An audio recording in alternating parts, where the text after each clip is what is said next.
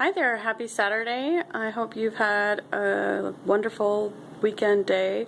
I wanted to share a few more thoughts with you today about leading and following. It's sort of been on my mind that you sometimes need some level of resistance in order to be effective as a follower on the dance floor, but also in life, because people characterize resistance as undermining authority or being unwilling to go in a particular direction. But sometimes when people resist on the dance floor, but also in boardrooms, what we're doing is forcing the leader to really justify and clarify and be a little bit more direct, maybe, or clear, maybe, with the instructions. So a dance floor example would be when you're dancing any dance that includes underarm turns.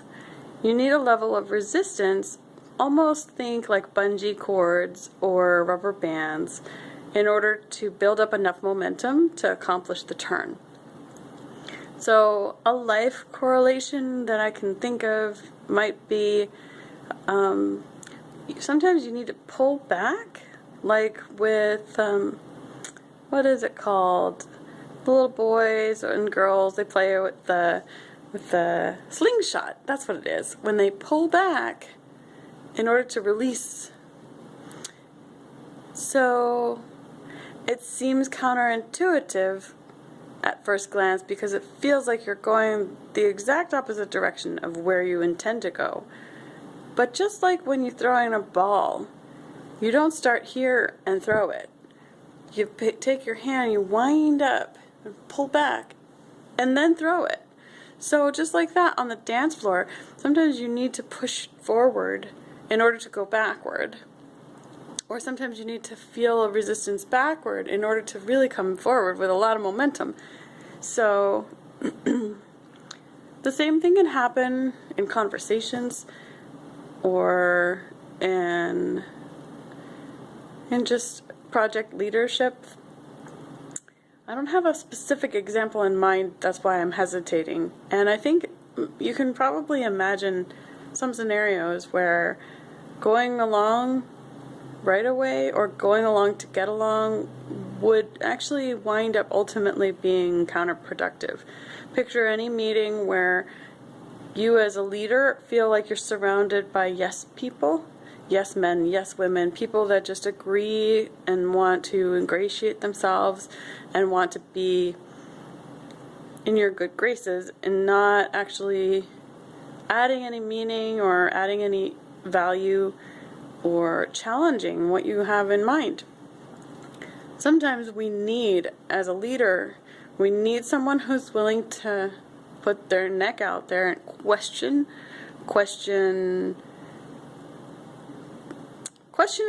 usually yields stronger clarity. Either if you ask a question and the leader has some doubt about it, it will give them an opportunity to justify their plan or their goal, and then sometimes they'll convince you, and then you can get fully on board. In other cases, your questioning might lead to some important digging, and underlying assumptions might get revealed, and you can go deeper as a team, get everybody more engaged, involved. So I guess what I'm saying is a certain kind of resistance could actually be extremely productive. Questioning could come across to some leaders like you don't trust them, or like you're challenging their authority or trying to take their position. So leaders that take questioning that way typically lack a lot of confidence already in their leadership, in their status, in their effectiveness, and that insecurity then makes them hypersensitive. So you can read your leader and know whether or not you are able to pull back or push forward. You can read whether they need more engagement from you or less. So anyway, I have a lot more to say about this subject, but I'm really interested in whether any of these thoughts are resonating for any of you.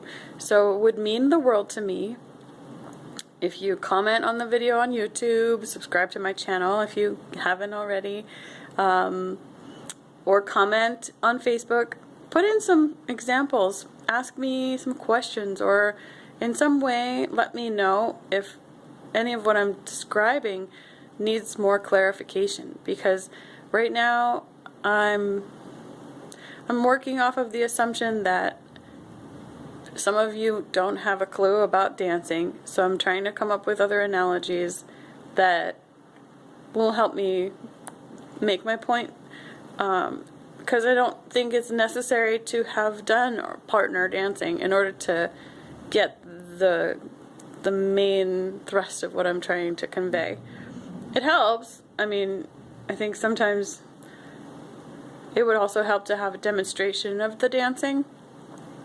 So maybe I need to recruit from among my friends some people that would be willing to demonstrate some of what I'm talking about in physical form. So maybe I'll put out a casting call and see if we can film a couple of scenarios, so we can get a feel and a visual for those of you that haven't danced before, because I think it will make it fun to engage in the topic. In any case, I would really, really value your feedback. Your interest is my interest. So if you have specific questions, or maybe you want to give me a scenario where you feel some struggle with either determining who should be leading or following, that would be so helpful for me going forward, so that I can speak to your particular questions and concerns and what you feel is relevant to you in your life. So I look forward to adding information and getting a little bit more clarification to you, so you know where my mind is heading, because I think ultimately when we can pinpoint some of the skills that following involve, it will also make leading more clear as well. So anyway, this is the longest video I've made so far.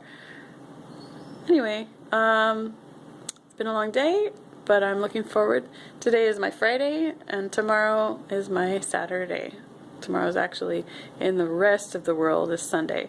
But my video tomorrow, hopefully I'll have some feedback from some of you, so I can respond to that. If not, I have plenty more ideas of things I might want to talk about, but that'll have to do for now. Thanks again. Talk to you sometime tomorrow. Bye.